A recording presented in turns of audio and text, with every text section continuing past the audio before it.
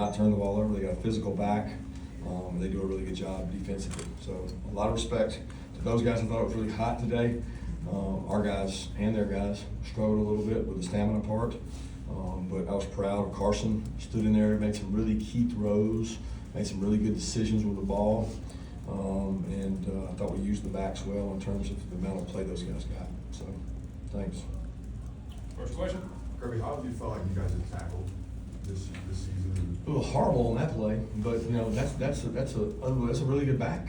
When you play really good backs, they're going to break tackles. I was more disappointed in the pursuit than I was the tackling. We did miss one tackle, but there were 7 other people that never got a chance to get a tackle because they were tired, couldn't get there, not hustling. I mean, in football, you got to defeat a block and make a tackle. We defeated a block and missed a tackle. So everybody makes a lot of big deal about the tackling. And, I went home from practice, I guess it was Wednesday or Thursday, and I was like, man, our tackling was bad. We didn't tackle good at Thursday practice. And I got home and I watched the Falcons and I was like, man, the tackling is awful all over. I'm not saying the Falcons are in the NFL. It's just bad tackling, and we have bad tackling. So it's indicative of the culture of football, that people don't tackle, people don't hit, people don't practice like they used to, including us. You guys got James Trevor. had a huge game today. Talk to us just about what you saw from him on the field, including those 2 touchdowns. Yeah, it was more than the touchdowns. Obviously, touchdowns are great, but that's not what it's about. It's about the hard yards. It's about the 3rd and 10 catch that he gets and makes it 4th and 1. It's about the 4th and 1 play that he gets it and makes 1. He's earned really hard yards. He is a great leader. He is a great kid. He's an explosive player. But I thought today he got winded. He got tired. I mean, he was tired in the game. He wasn't as explosive as he can be, but neither was their defense. Neither was the pursuit. I mean, both teams at times were just sloppy. How much confidence did you have calling that 4th down, putting them out there and trying to convert? Well, I thought about what would you rather have on defense? Would you rather have somebody punt it or go for it there? And you feel like you could get a yard when you have to get a yard, and we had enough lead that we could afford to do that. You make that a 1-score game, it's a much tougher decision. Kirby, what was your reaction on that Dominic Lovett touchdown? It looked like Bell was also trying to grab it at the same time. Yeah, I'm not sure. I actually had a bad view. I couldn't tell. I thought it was going at Dylan, but Carson said he was throwing it to Dom, and he was waiting on him to run the return route. And he was coming back on the return. It just took him a while to come out of it. How do you evaluate how Drew did today, and how cool of a moment for Mike to have his son start an SEC game? Yeah, Drew has worked really hard. Drew's a tremendous athlete. People don't give him enough credit for second-level blocks, getting downfield, effort. I mean, he is probably one of our highest effort players because every play he's running downfield to go hit somebody. And I was really proud of him, and it was a great moment. He was a ring bearer in my wedding, and just got a lot of respect for Drew and the way he works, and to see him grow up and just be the great man and person that he is, and I was happy for him to have success today. Kirby, I know every week fast starts are obviously an emphasis, but how nice was it to see you guys score early, and how much does it just help you guys moving on in the game? Yeah, I don't even know if we started fast. I mean, I guess we did. I guess you count that as starting fast, but I don't count it when we have a 3rd and 13 and give it up on the screen. That's not starting fast to me. We have to get off the field, get the field position battle, flip the field, and take it over, especially at home. I didn't think we did that, but it certainly was not. Certainly went last week. How'd you feel about the execution of exactly that right before the 2-minute right there before the half? Well, that was great. That was the momentum swing of the game, the decision to punt that and not go for it, or not kick the field goal, which was a tough decision for me. With 56-yarder, questionable range. They're going to get the ball and go right here and have momentum. If we don't make that field goal and they get momentum, you're questioning that decision. I had a lot of confidence that he could make it, but not enough that I couldn't say we're going to pin them inside the 5 or 10. If we kick it in the end zone there, we basically give up 16. We get 16 yards of field position, and those are hard decisions. So credit goes to Aaron and Dom and Brett Thorson, and then credit goes to the defense for stopping them, and then Carson and those guys capitalized. We won situational football, which was the 2 minutes before the half. Kirby, Nick Saban said he texted you after the Alabama game to remind you the good teams that you guys had at Bama that had one loss and still had very good seasons. What did you make of that, and how do you think your team responded to come back from that loss today? I mean, I love Nick. I reached out to him after our game. I initiated the contact and told him, I said, the sun's still gonna come up tomorrow, because that was the saying he always had before the game to make you realize that, you know, it's so big to us coaches, but it's a game. It's a game of football. The sun's gonna come up. And I told him Sunday morning, I said, the sun's still coming up. And he said, you got a great team. They play really hard, and they should be proud of the way they played, and keep getting them better. And I appreciate those comments. I know you say it's always hard to win the SEC. Vandy just beat Alabama. Just what's your reaction on that? I think Vandy's got a great program and does a great job. I mean, it's a lot of other people that don't respect Vandy. I respect Clark Lee. I respect his team, his quarterback, what they've done. They beat Virginia Tech. I mean, somebody told me that 6 of 8 games were decided by 1 score or less in our league. Nothing shocks me about our league. So, Texas A&M, Missouri. Welcome to the SEC. It's hard every week, and I got a feeling that it's not going to stop. It's a consistency in performance, and when you ride the wave of emotion, you get caught on the bottom of the wave sometimes. And we're just trying to do this. We're just trying to keep getting better and keep getting better. London had a few big catches. How big was getting him back to that? Oh, it was awesome. I mean, that was crazy to be where, I mean, I didn't know how long it was going to be, and then I get a call, he can play. And I'm like, what? Like, we thought it was going to be a couple weeks, and then he didn't even practice, I guess.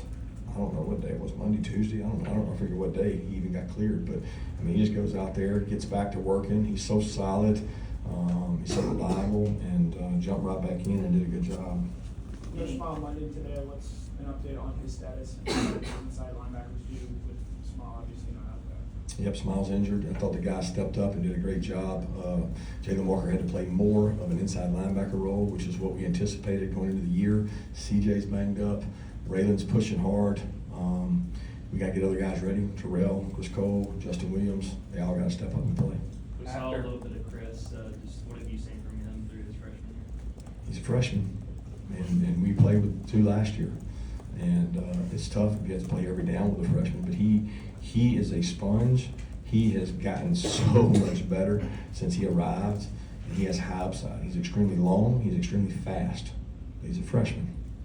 So, you know, you have to temper your expectations with a freshman because they haven't done it before. But he has proven to be a good special teams player, and he continues to get better. After Auburn cut 14-10, you had the I think it was 12-play, 70-odd-yard drive, put into 2 possessions again. How critical was that? Huge. I mean, we didn't have a good drive coming out, which is frustrating because it's like, okay, let's come out. We got the ball first. Let's go. And I think we were either 3 and out or something like that. It was quick, and then they score, and here we go. We're going to be in a battle, but that's what those games are. And I thought our offense responded. That was closer to the offense that we had last year, where it was like, when we get punched on defense, they respond. They had more 3rd down conversions. They had, you know, throws and catches. They were more efficient in the run game and could have even been more efficient in the run game. But that was what we need. Coach, if you had to grade your team overall performance, like A, B, C, D, or whatever, what grade would you give them and why? Yeah, I'm not a grader. I'm not going to do it until I watch the tape. I'm sorry, I can't fall into that trap. I want to watch the tape and evaluate it before I give a grade. Kirby, how close was Jared being able to go, and Kristen Miller out after a knee injury there in the 4th quarter? Yeah, I don't know, Christian. I thought he was fine. I mean, he had ice on his knee, and he played a lot in the game. So I thought at the point that he was not in, we were already playing other people. So, you know, we'll see. Jared was not able to go. He's been dealing with a foot injury since last week, but he felt like he could go ahead and play. If he had to be the backup in the emergency center, he felt like he could do that. So we were going to use him as that if we needed to. But how helpful was it having a back like Fraser be able to come in with fresh leg down in the 3rd and 4th quarter trying to run a different? Yeah, it's great, but I don't want to use him in the 3rd and 4th quarter. I want to use him as much as we can, but it's hard when you got, you know, you're trying to feed 3 guys there, and I got tremendous confidence in all 3 of those guys. And each one of them, sometimes you just got to ride the hot hand with who's going, and each one of them is going to continue to get better. That 4th down stop that Jalen Walker had where a week ago, Alabama scores going to the outside at Jalen. What does that show about him and this defense at the similar situation? It wasn't Jalen Milrow. You know what I mean? Like, I would love to, and I don't mean that any slight to Peyton Thorne. But, and I don't know that it was the same play. I'm not saying that. It looked like they tried to run the same play, and Jalen was a little more under control, and he did what he was supposed to do last week, and he did what he was supposed to do today. But, you know, the guy last week outran the whole defense. How do you feel like you guys are running the ball and knowing that you have two offensive line starters that you're missing? Well, I think we could run it better. And I don't like using excuses. There's probably a lot of teams. I think Auburn's missing one. I don't know what the stat is in the SEC for guys missing offensive line starters, but most teams we played have had maybe one out. We had two out, and we're not like we used to be. Nobody is that I know of has 9, 10 great offensive linemen. So like we're thin, and it's going to become a recurring theme, in my opinion, across college football. You're thinner and thinner and thinner. And you got to be smart, maybe in how you practice. But I mean, I'm proud of the guys we have, and they're doing a great job. And we are running the ball decent, but we can run the ball better. I mean, we can run the ball better than we did today. I know it. Kirby, was there anything in practice this week that you saw from Carson, especially after he came off, not so great giving it to Alabama, that gave you confidence he was going to have a better performance against Auburn? Was there anything he was doing specifically? No, I mean, he has a routine he does. He trusts that routine, and I don't disagree, but I also think he did play really well against Alabama at times, and he got a lot of confidence in that game. So it was not, you're looking at the whole picture of the game, but there were a lot of good things he did, and he did a lot of good things today. And nobody really understands what Carson does in our offense, and you can't appreciate it unless you know it. So understand the scrutiny that he's under, just like me. He's the quarterback and I'm the head coach. We're going to be under immense scrutiny. But Carson Beck is a tough winner, competitor, and leader, and I'll go to war with the guy anytime. You talk about not wanting to run away emotionally each and every week. How proud are you just in the way that they were able to respond from that crazy one last week? Yeah, it's tough. I'm going to be honest, because all people talked about all week was what? That. Right? I mean, that's all people talked about all week. I mean, it was all over every Twitter feed, all over every social media, everything. And I told y'all before we played them, I said, when we win or lose this game, there is a tough physical game after it. And there is. And guess what there is next week? Another one. Humility is a week away in our league at all times. And that's the consistency I want to have. We're not going to win all our games all the time. That's not going to happen.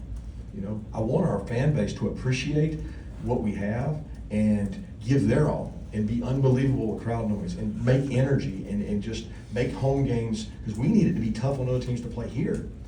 But it's not. It's not the same as it's been in the past. It's got to be energetic. It's got to be already. You know what? It was hot today.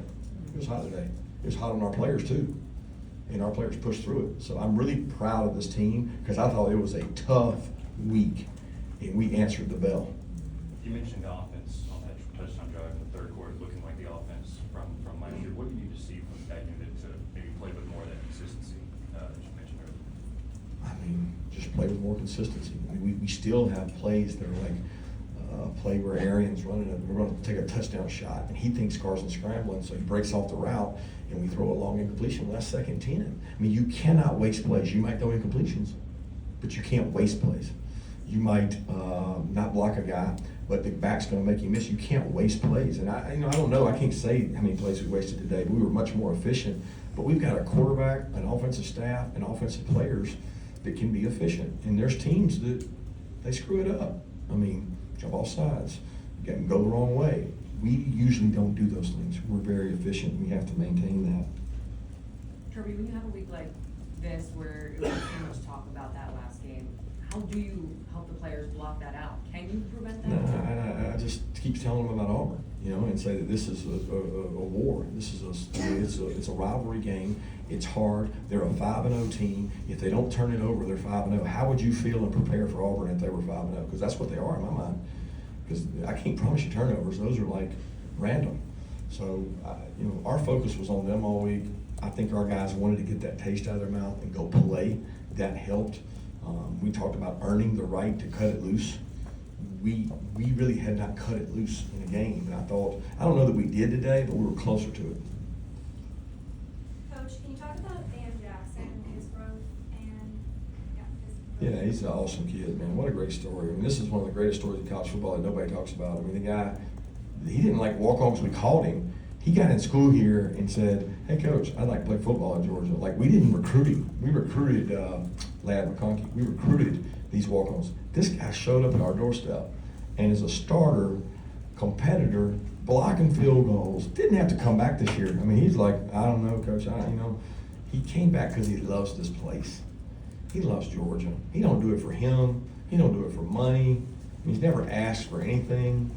I mean, he loves the place. I mean, there's somebody out there as a fan, and they say, well, you can do NIL. Somebody ought to say, Dan Jackson, I'm gonna take care of you the rest of your life, because I promise you, he'll be the best employee, the best worker, the best. I mean, that's after his football career, because I really believe the guy's got a chance to play in the National Football League because he's fast, he's tough, and he's smart. Got time for one more question? Coach, you struggled to stop the outside run at times. Would you attribute that to the pursuit issues you were talking about earlier? No, I would probably attribute it to the fact we're in a 3-down front. They blocked odd mug, and they brought a guy around the edge, and we didn't do a good job handling that. We didn't strike blockers and get off. You got to do sometimes what you call open a can of whoop ass. We didn't do that.